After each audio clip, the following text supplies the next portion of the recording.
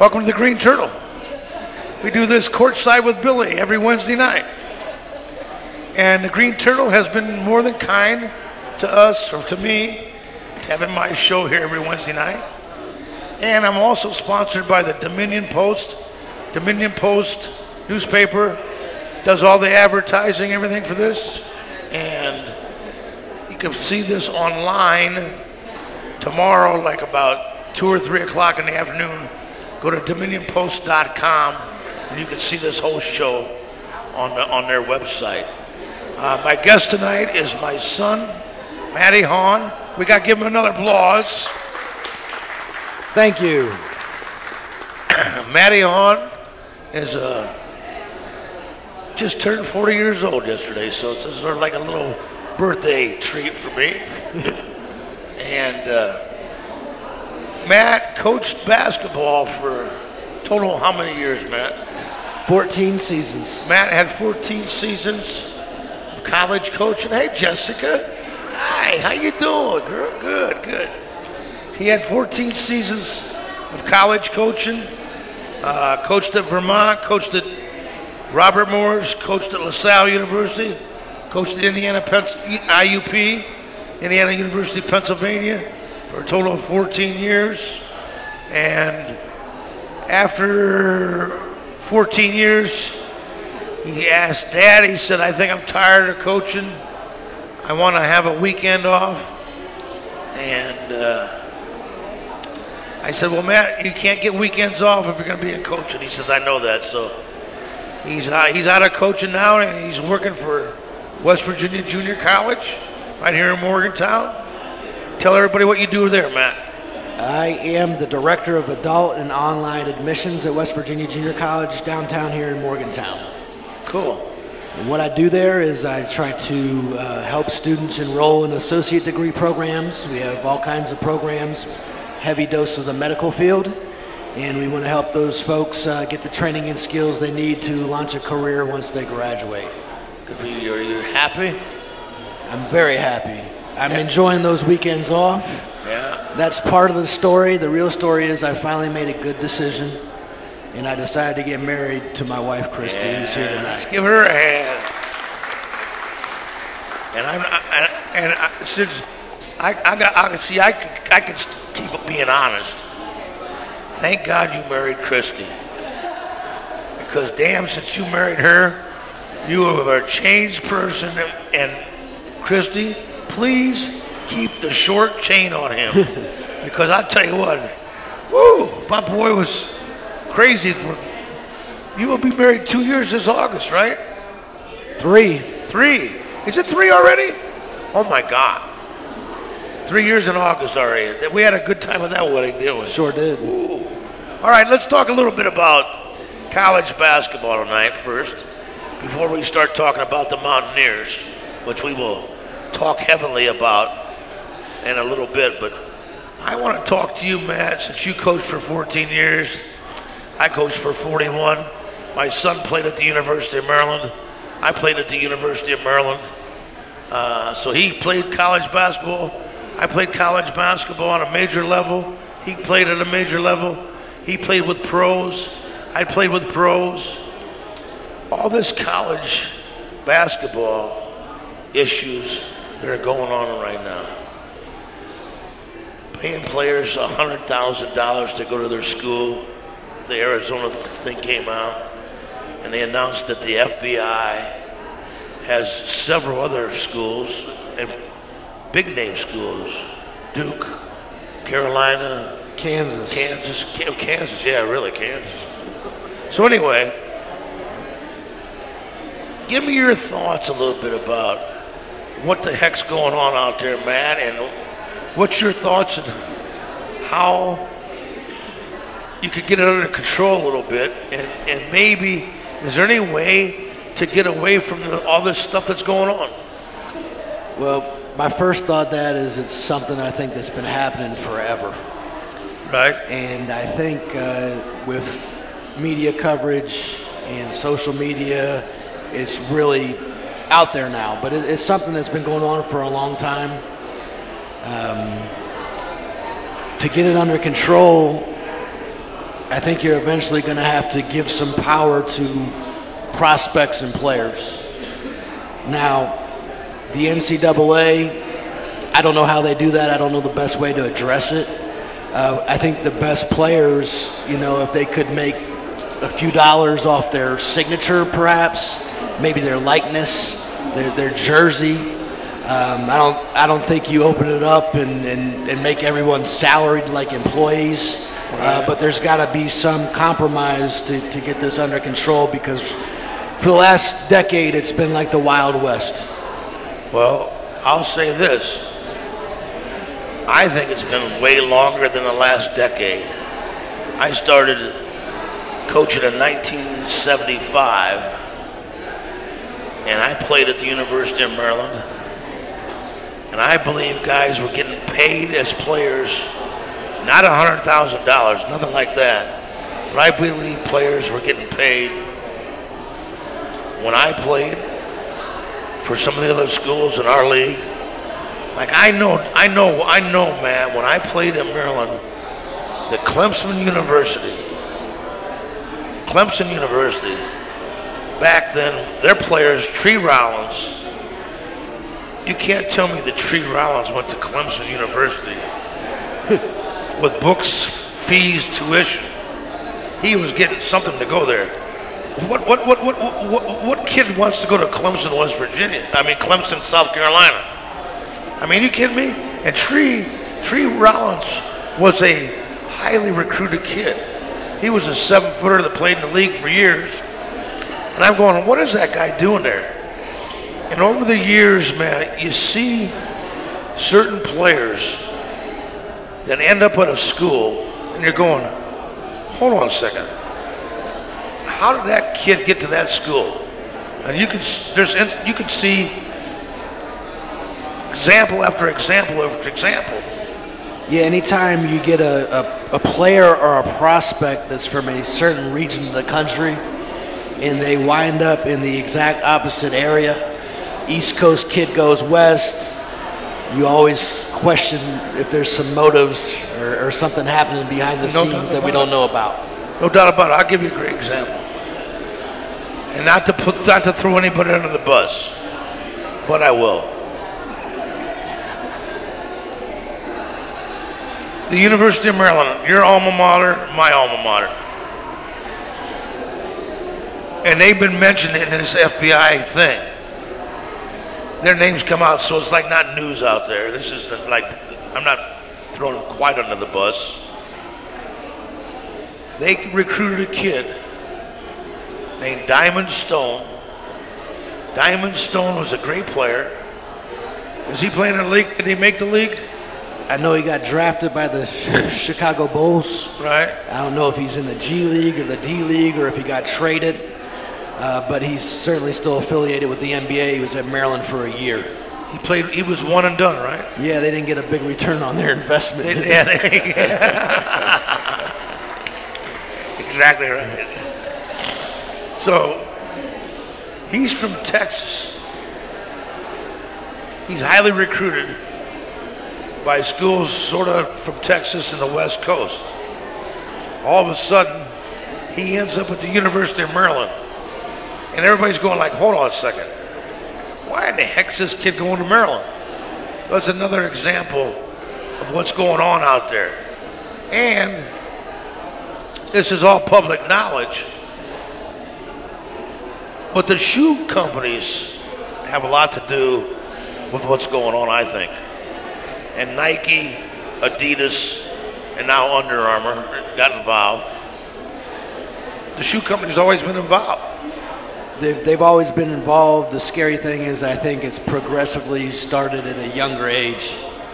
So you have 5th graders, 6th graders, and 7th graders that have had free shoes, gear, parents paid since they were little kids, which is outrageous. It is crazy. The shoe company deal, I think when I was coming up in the 90s is when that started to really take off with AAU teams and shoe companies becoming affiliated. And then as I progressed into college, that's when I really started noticing agents becoming affiliated with shoe companies. And the runners and the bagmen being out there. When I was at the University of Maryland, played with a great player who was number 2, number 3 pick in the NBA draft named Steve Francis. I lived with the guy, and there were always people around, and come to find out after the fact, all these years later, those folks, Absolutely. NBA agents. Absolutely. They were the runners. They were the runners for the agents, right? Absolutely. This has happened, like Matt said. These AAU programs, every AAU team, like for example, my son played for a team, AAU team back in Maryland and DC. It's called the DC Players. And the DC Players, you guys got shoes and gear, whatever, from what? Nike. And then the big rival of the DC Players in Washington, DC was, well, eventually Curtis ran Malone. them out, DC Assault. DC Assault. So he had the DC Players and he had the DC Assault. Well, DC Assault was sponsored by Adidas. Adidas. So you got Adidas shoes with one AAU team in Washington, D.C. You got Nike with the other team in Washington, D.C. You got 2 AAU programs that are recruiting against each other to get these 5th, 6th, 7th, 8th graders and 9th graders to play for them. They are out taking care of mom and dad or grandma or aunts or uncles or brothers or whatever, so that they recruit those kids when they're in the 6th, 7th grade, and they promise them a pair of shoes. They promise them, we'll take care of all the trips. We'll have your mom and dad go on the trip. We'll pay for their expenses. It's unbelievable. And what happens, those AAU programs are given the money by the shoe companies to support their team and to pay for all the trips.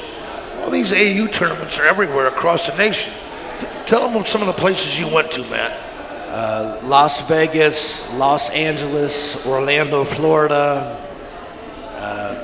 Minneapolis, Chicago, every major city in the United States of America.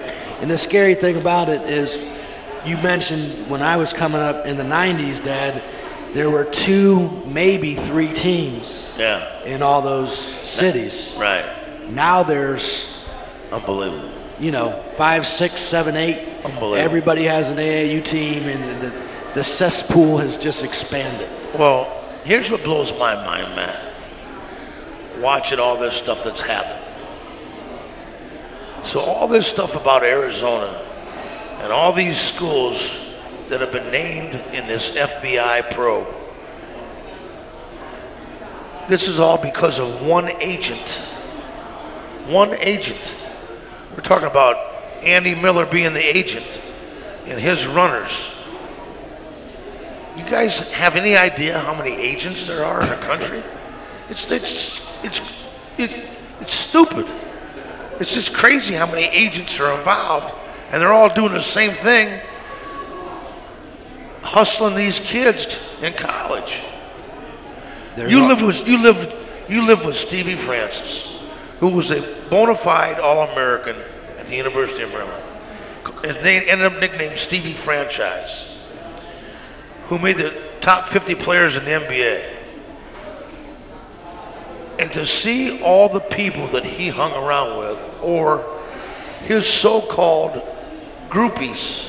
The thing I give Steve credit for, these folks were around, but the runners and the people that were doing that, they were not dealing directly with Steve. Gotcha. Steve had brothers, cousins, family members, but there was always people around. Yeah. And you just wonder what the affiliation was. And it wasn't just Steve. There are guys that are going to be second-round picks, and every game that I ever played at the University of Maryland, there was 5 to 15 agents sitting somewhere in the first 4 rows around the Coalfield House. Our boy Mike Anderson. That's right. How about that? She's still doing it? I have no idea if he's still doing it, Matt. I have no idea. You know, like I said, my son roomed with this great player. You should have been trying to get your hand greased a little bit. Man, if I would have known back then, hey, I can deliver you Steve, but it's only going to take $100K. You know what's crazy, man? My son's got a great story. He became very close with Steve Francis.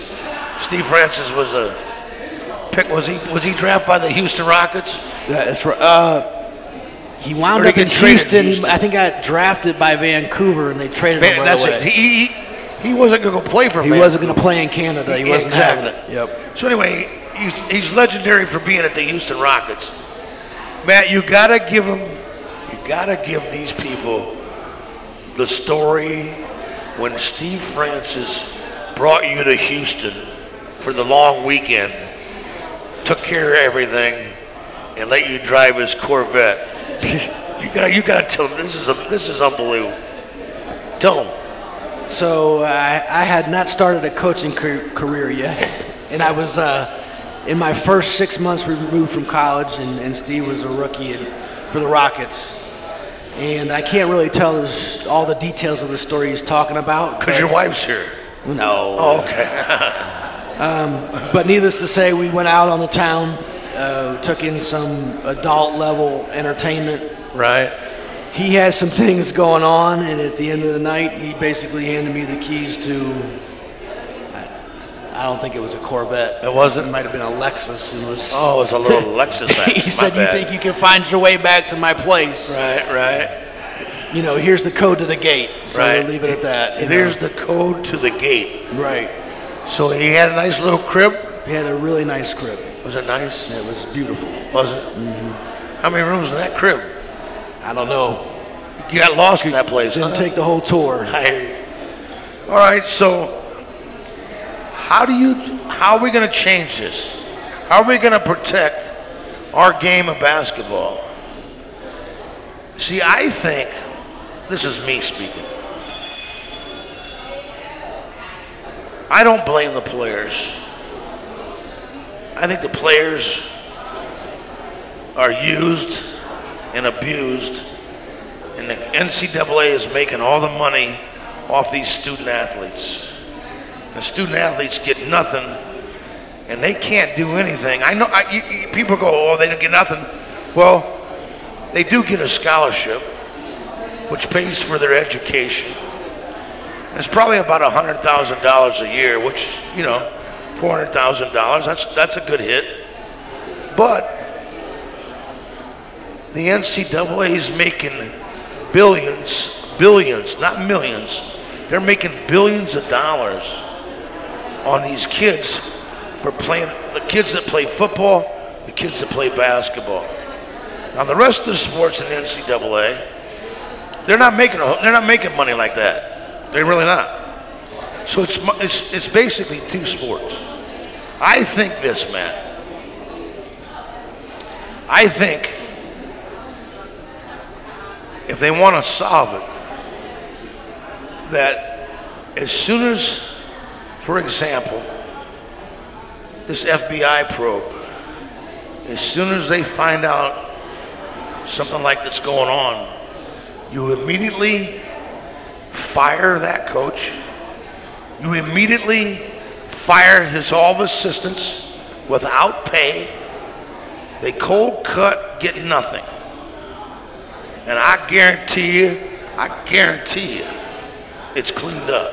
Because there's got to be a huge penalty for the coaches that decide to recruit that way. If I know I'm going to get fired if I get caught, and I know the head coach is going to get fired if I get caught, I don't think I'm going to do it. I really don't. Can you do that? I think it depends on contracts. Do you think Sean Miller cares if he gets fired when he's got a $12.7 million contract, but if he gets the language written in the contract, if he gets fired with cause, he still collects $10.3 million. He gets $10.3 million. It's a pretty good contract, Sean, whoever wrote that. Yeah, and you know what? Sean Miller gets $10.3 million.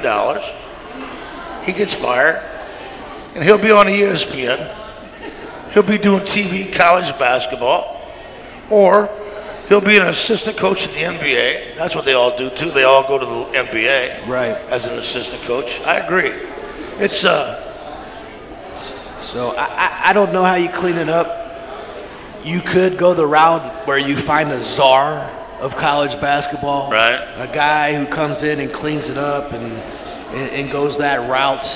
You know I've heard your boy Dick Vitale say that on his telecast. Right. And then your guy Jay Billis, he says just open it up and make it a free-for-all. And you're a senior in high school, you get an agent, you negotiate with the college where you're going to go, and you know let it be an even playing field like that. But that's basically the end of collegiate sports. So we're at a crossroads, and I'm glad I don't have to worry about it affecting my living anymore, and we can just see how it plays out. I'm so happy that I retired, because I've known this stuff's been going on for a long, long time, and there's not really anything you can do about it. And I'm glad you're out of it too. Well, our business got dirty. Yeah, and the payments and the financial component to it, that's out there right now. But we haven't even got into academic fraud, eligibility issues. How about that? Some of the other things that academic fraud. Academic frauds is prevalent as agent and runners, in my personal opinion. Academic fraud would be, I'm going to guess, where a coach or someone goes into the high school that the kid goes to and makes sure that he ends up being a qualifier academically. Maybe talk to somebody from the high school to change his grade, or to make sure they find somebody to pinch hit when it's that guy's turn to take the SAT test or the ACT test, or maybe that's how it starts. Maybe get him in a couple online classes in the summertime and have the password to his classroom. Absolutely. Maybe when you get to college, there's a major called Family Studies that's a real good major that might not be so difficult. And maybe when you get to college, that somebody in the academic support group maybe ends up writing a tutor helps out Johnny Jones, and Johnny Jones says, I'm really having trouble writing this paper. Can you give me some ideas? And they give him 6 pages of ideas. I think there's a lot going on. Don't get me wrong. I know that's going on. There's a lot more folks that do things right than that do it the wrong way. But there are definitely instances out there where things are happening. See, I got to give everybody this, tell everybody this. Our coach at West Virginia University, Bob Huggins, I've known Coach Huggins he's been a friend of mine for 40 years. I never worked with Coach Huggins until I came to WVU.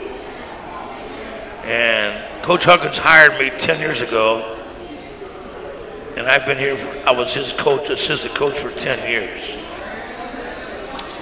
10 years ago when he hired me, the first kid that I went to see was a kid named Lance Stevenson. Born ready, Brooklyn, New York, baby. Brooklyn, New York. I went to see Lance Stevenson, who was a great player, played for the Indiana Pacers. Lance Stevenson was going into his sophomore year in high school. He just finished his freshman year, and I went to see him. And when I went up there, I could tell the AAU coach, his high school coach, his dad, and the kid basically told me, if West Virginia wanted to recruit the kid that they were expecting they're going to have their hand out and they wanted to get paid. Okay. In some shape, way, or form. So I said, all right, I'm going to go back and talk to Coach Huggins. Now, again, I never worked with Coach Huggins. I knew him for 40 years, 30 years at that time. And I come back, I said, Huggy, I said, our boy Lance Stevenson, the guy's a pro. He's that good. He's a no-miss pro. He's so talented, it's scary. He said, well, we got to recruit him then. I said, well, I got to tell you this. My man's got his hand out. His AU coach got his hand out. His high school coach has got his hand out. His dad and his family got their hand out. It's a lot of hands. A lot of hands. Bob Huggins looked me right in the eye and told me, Billy, you go tell Lance Stevenson, his high school coach, his AU coach, his family, you go tell them all to go themselves. Blank themselves. Go ahead. That's it. And I knew from that time that Bob Huggins was going to do things the right way, and he was not going to get involved with any of that riffraff. And Hugs told me, he said, Billy, he says, I've never paid a player ever in my lifetime coaching career, and I never will because, Billy, he says, just think about this. If I'm paying somebody and taking care of them, how do you think he's talking to me, he says, how do you think I can coach?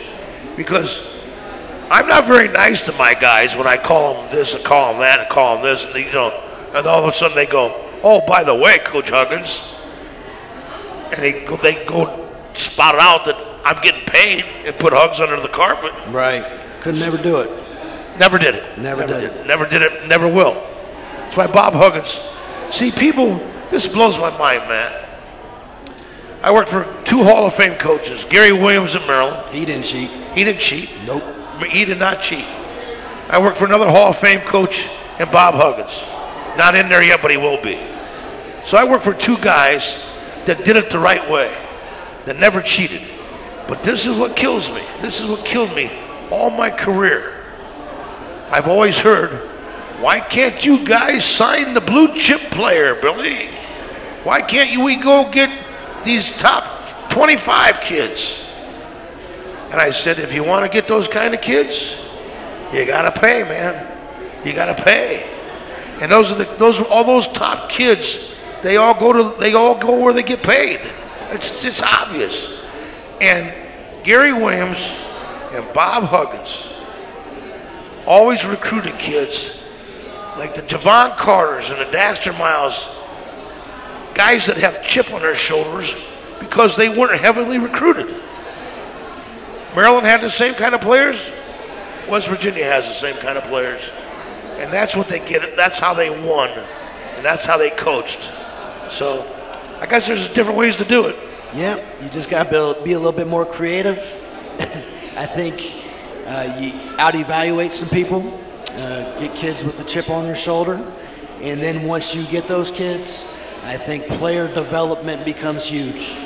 Yep. And you just think about JC here at WVU, the strides he's made in his game from the time he was a freshman, where he already had that innate toughness, but his shooting's improved, his playmaking ability's improved. We're witnessing it right now this year with Sags. You know, Sags couldn't do anything except dunk the basketball last year. Yep. So it's about evaluating not only a kid's talent, but also his personality and character and makeup. Right. And then taking that and combining it with player development to help those kids maximize their potential. And then it's really big that you get a kid that wants to be in the gym, player development, wants to be in the gym, wants to put in the extra time, and a kid that's very coachable. it's so important that these kids that want to get better, that they're coachable and they want to listen and they want to get better. And I think about all the kids I've had a chance to recruit and watch grow and develop, and that every one of those kids had the same thing. They all had that grittiness, chip on their shoulder, toughness, I'll show you attitude. I'll show you. I'll show you. I'll show you. To some degree, I had that I'll show you in me too. I'll show you I'm good enough to compete and practice. I love it. Matty, I got to brag on my son a little bit. So Gary Williams let Matt play at the University of Maryland. I will give you this, Matt, to your credit. You were a tough little bastard when you played. Stevie Francis, all those guys you played against, they never had a day off when you played them. No, they didn't. Did they? I was always tired as hell afterwards, I'll tell you that. They used to physically beat the hell out of me. That's another thing I was going to talk about. I don't think people realize how much a player has to go through as a college basketball player. Talk a little bit about that. Well, it's comparable to having a full-time job at the highest levels, really at any Division I level, and at the best D2 programs. And depending upon the time of year, the responsibilities vary, but you know, I can certainly recall October, November, early on in the season, waking up 7 a.m. for weights. So you're up at 6 because you got to eat breakfast first. So 6 a.m., go in the weight room from 7 to 9, go to class till noon, get an individual workout in. After the individual workout, go to study hall, practice till whatever time, go to film, go to dinner after the film, go back to study hall. I mean, a lot of obligations. Do it all over again the next day. Correct. And the next day. 7 days a week. For four years. That's about People right. don't understand. And tell them now, Matt, your body, 40 years old, your knees, your back, your body, your ankles, talk. I mean, it's because of the weightlifting, because of everything you did. Tell them. Yeah, I think that's gotten better. Back then, when we were doing the weightlifting, they had basketball guys lifting weights like football players, squats and Olympic weightlifting, and a lot of things that were hard, took a toll on your body. Back then, they also had some things that were legal that are now illegal that I think have affected me, but I don't know how. Right. For example, creatine. We were all pumping that all the time. And that creatine was supposed to, the reason you guys took that, creatine was muscle enhancement? What was it? it was like some type of, they compared it to a supercharged protein. Right. It was it wasn't steroids, but to me it was comparable. You put a little powder in your drink, stir it around. Oh, I remember it. Hit it before your workout, after your workout. I remember it. You could add anywhere from 25 to 50 pounds to your bench press. Yeah. Made you stronger. Yeah, it made you stronger. Sort of juiced you up. It messed with your bowels. Is that right? Yeah. Wow. It had you cramp up. You know, there was a lot going on with it. Oh, that sounds very interesting. All right, let's. We talked about college basketball for a while now. Let's talk about. Our people want to hear about the West Virginia Mountaineers. I love the West Virginia Mountaineers. I am a Mountaineer.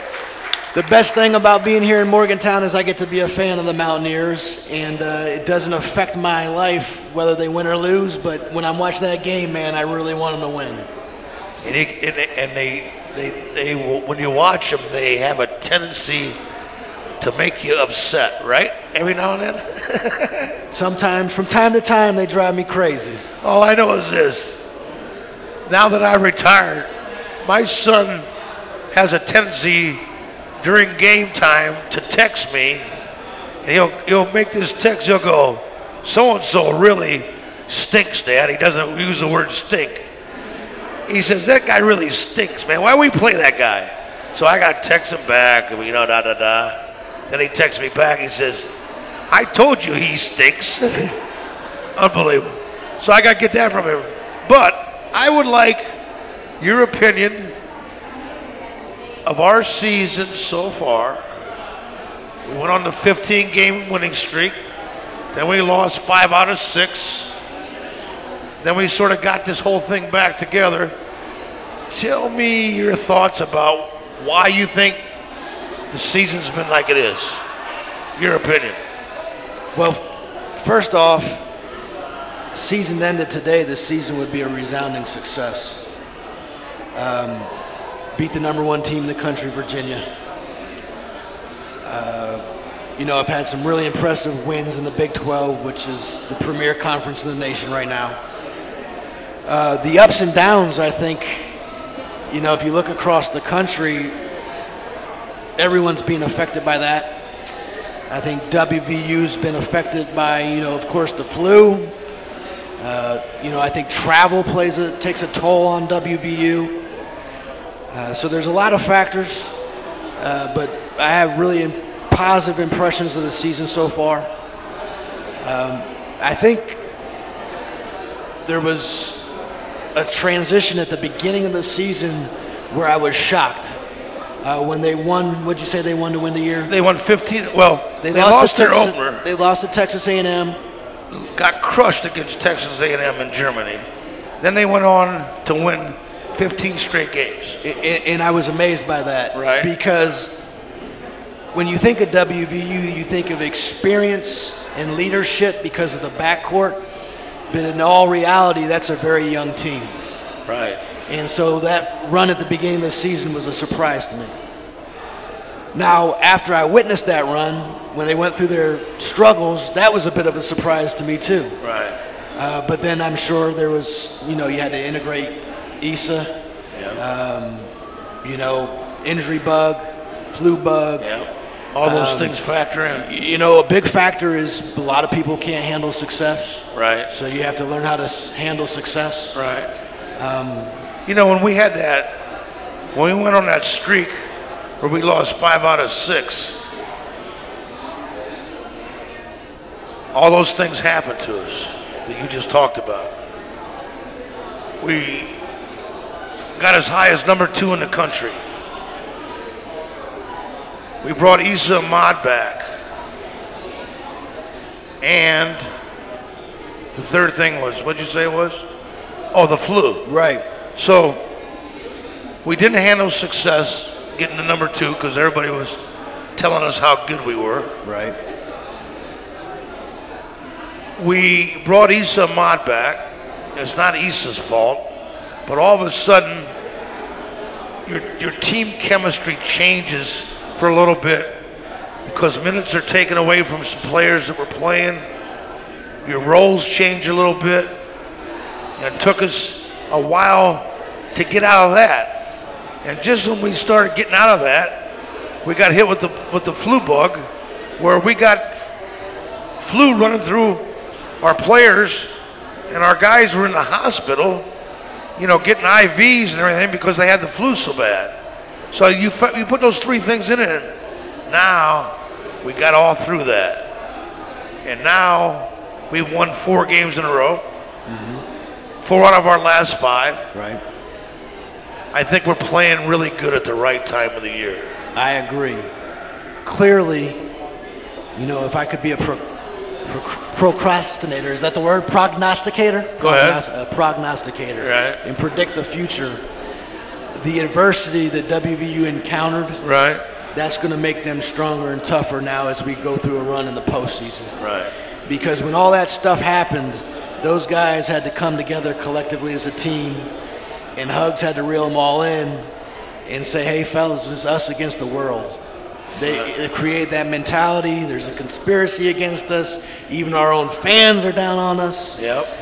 And that makes a group close. And so when you encounter that adversity, if you have the right group of guys, Yep. and you can develop that chemistry, I think that can pay off despite some of those rough times in the regular season. I think that can eventually translate to learning and then to postseason success. Well, you hit it right on the head, Matt. Part of Coach Bob Huggins is mantra the right word? Mantra? Yeah. I went to the University of Maryland. What the hell do I know? Me too. It's a 50-50. One of us is right. So anyway, one of the reasons Coach Huggins is so good, and he has a great way of what you just said, of making our team feel like they're disrespected across the country. He talks to our team about,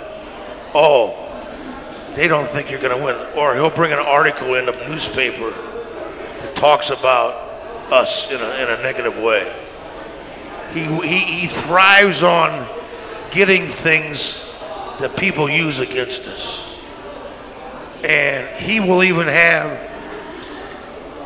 let's say he's watching ESPN or something, he'll have the videotape, or Seth Greenberg, I'm using this example, or Jay Williams on ESPN talk about negativity about the Mountaineers. Their style can't win. They can't go deep with the way they play. Their offense becomes stagnant. They're not good enough to get to the Final Four. They will make a clip of that, and he'll show our team that. He's a great way of doing that. And here's what happens at the small college level. When you're not getting any publicity on ESPN or CBS or any of the networks, you make that up. Yeah. So when I was an assistant coach, I love it. I'd pull up an article and insert whatever I wanted to say. Hey, Albany's coaches said that the University of Vermont can't do these 3 things. Right. And put it in everybody's locker. Right. Good for you. Back then, no one even knew what fake news was. I love that's how we rolled. I heard. That's awesome. That's awesome. All right. I like to do this. When I have the show, I like to ask my guests about our basketball team at WVU. I would like your opinion. Go through our players and give a little talk, or give me your opinion about. Let's start with the senior first. Daxter Miles. Right, Daxter Miles, the first thing I think of is tough Baltimore kid. I think he's really come on. He's been phenomenal the last 4 or 5 games. Yes, very good. When he's making shots, he's really good. Very good. I think he's making more shots because he's taking better shots. Yep.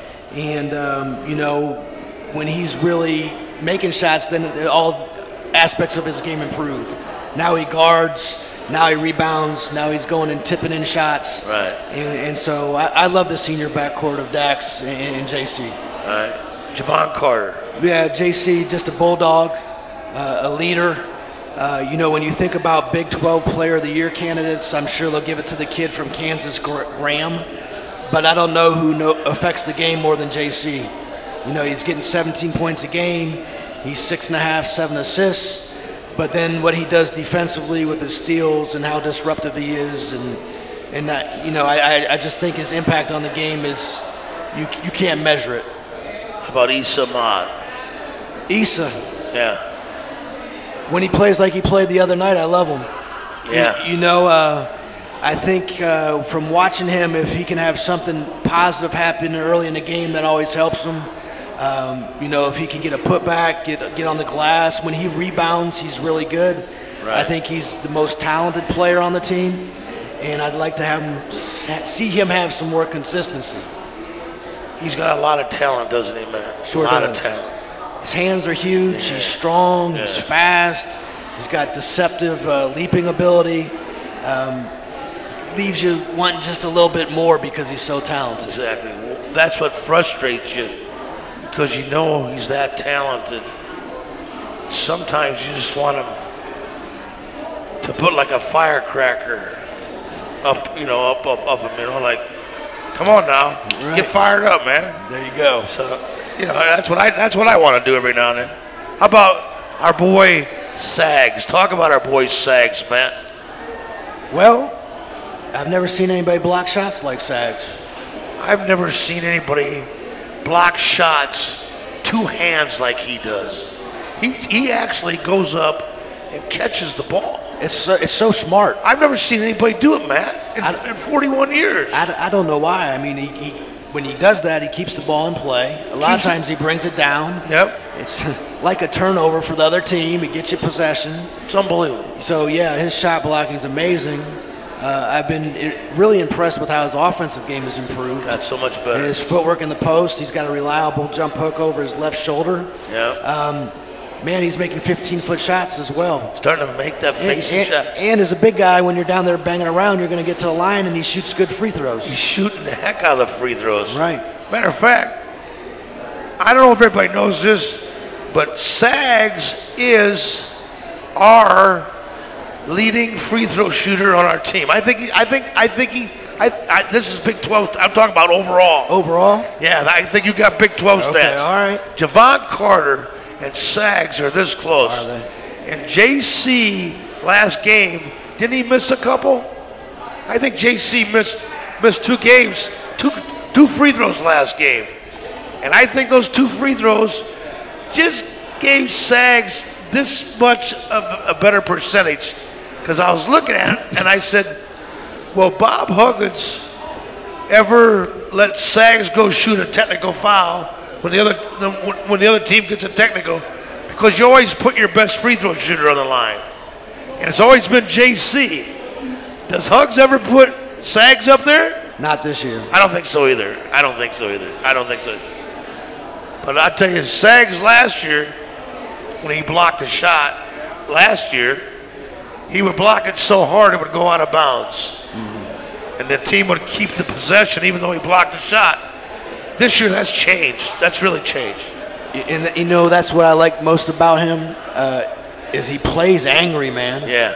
He tries to eat the rim, and he beats shots up, and he's physical, and he plays nasty. Yeah, he does play so nasty. When it's a fine line to reel that in sometimes, but you don't ever want that kid to lose his edge. Gotcha. Let's go to Lamont West. Lamont West. I love him when he's making shots. Say it again? I love him when he's making shots. Right. When he's shooting the 3 ball. I don't always know what else he does. Right. You know, I think he's long and can, cause some problems as a small forward. Yeah. I like it when he goes to the glass. Right. But I think his Doesn't whole game's predicated on making 3-point shots right now. Exactly. All right, let's talk about who's the next player. Give me another one. Teddy Buckets. Let's talk about Teddy Buckets. Teddy Allen. Well, he certainly has a gift to score the ball. I think he's bought into what's going on right now, where there was some difficulties there. Clearly, he's really strong. Right. And I think he's like a wild card here down the stretch. If you can get offense from an extra guy, and he's that guy, certainly that'll help the Mountaineers. Here's a guy that I want to talk about. And to me, the guy's been incredibly better in a lot of areas. Beetle Bolden. Love him. I absolutely love the kid. Love Beetle. Yeah, go ahead. First of all, he's the best shooter on the team. Best shooter on the team, not even close. When he catches it and shoots it, I think it's going in every time. Unbelievable. I think his ball handling's gotten better. Way better. He's still slight of frame, but he doesn't get knocked around as much. He's not turning it over. He's got some grit and toughness. Right. And defensively, he's definitely gotten way better. Unofficially leads the league in charges. Right.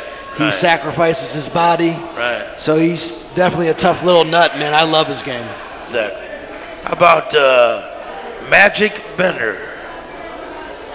There's signs of life. No, I know. This might be Matt's favorite player, just so you know. Go ahead. I think the kid's really talented, So do and I. for whatever reason, hasn't figured it out yet. Right. But from all indications, he can shoot. He's very skilled. When I watch him, I think he has really good feet. He does a good job defensively, Right. in pressure and being in help side, but he's not always engaged, and he's another firecracker guy for me. So I got you. What I say is this, Matt. If Billy Hahn or Matt Hahn left the United States and went to Poland, I would have already been home. you'd be home already. Yeah. So I always say this about foreign kids. Magic's from Poland. Last year, he had a tough time speaking the language and understanding what we were saying to him. Right. So I think that has a lot to do with the adjustment period. Sure. Talk about Chase Harler. I think Chase Harler's a kid whose better days in basketball are ahead of him. I think he's got an extremely intelligent kid that understands everything that needs to be done in terms of his role. I really like him defensively. I think he gets after it. I think he's in good position. I think he does a pretty good job of keeping the ball in front of him and contesting shots. Right. So I don't think he gets credit for his athleticism defensively. I think the biggest thing for Chase is he's got to be able to make open shots. Right. If he can ever make open shots consistently, I think there's a role and a place for him in the program. I totally agree.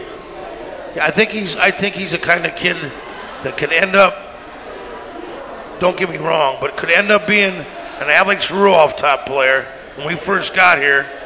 You know, Alex didn't play until a little bit of his latter days of his junior year, and then he had a great senior year. And it took Alex that time to figure out everything. And I think kids have to have a little bit of patience. And I also believe there's players out there. You were one of those players, and I was one of those players. That you're harder on yourself than anybody in the world. And sometimes you were also too unselfish, that we were never selfish enough. I mean, I wish, now that I know everything that I know, I think I would have done things a little bit different. Sure. You know, it's crazy how that works. There's something to be said for having the innate ability to play carefree. Exactly right. And to move on to the next play and to let things go. Exactly. And I'm just that good that it doesn't matter. Exactly. Now, the tough part is for kids that really care is they hear everything the coaches say. I hear you. Okay? I hear you. And so a lot of players have to learn how to hear the message and not the way it's delivered. Gotcha. I totally understand that. All right. I think we've got it we got to get going here. Matt, I can't thank you enough. I tell you, this has been my fastest hour of every Wednesday night. Matt, great job. Thank you for coming on. I got a couple, Matt, you got a couple trivia questions, maybe stats or something that you can put out there? This is for a T-shirt. First hand I see gets the T-shirt. First hand that goes up. This looks like a long sleeve. All right. Look at this. All right. What do you got for me? Let's see here. Give me a trivia question.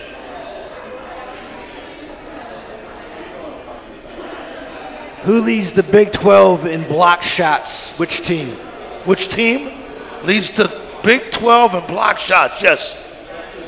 Texas. No, they're number 2. WVU. WVU, all right. T-shirt. Good job, Rocky. All right, Rocky, exactly. All right. Let's do this is a nice little coffee mug for in the morning. Hot, cold, dude. This is nice. You got another trivia question to give this way, Matt? Give me another one.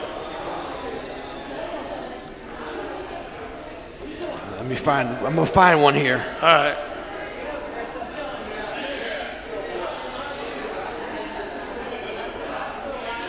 Sorry. No problem. Okay. Who's dead last in the Big 12 games in three-point shooting percentage? Wrong. TCU is first. Who's last in the Big 12? Hand back there, who is it? West Virginia, no. Anybody guess who's last? No. No. Yeah, Rock. Texas. Texas. Oh, Rockies, 2 for 2. Hey, thank you very much for coming out. DominionPost.com has this on tomorrow. Thanks. See you next Wednesday. Thanks.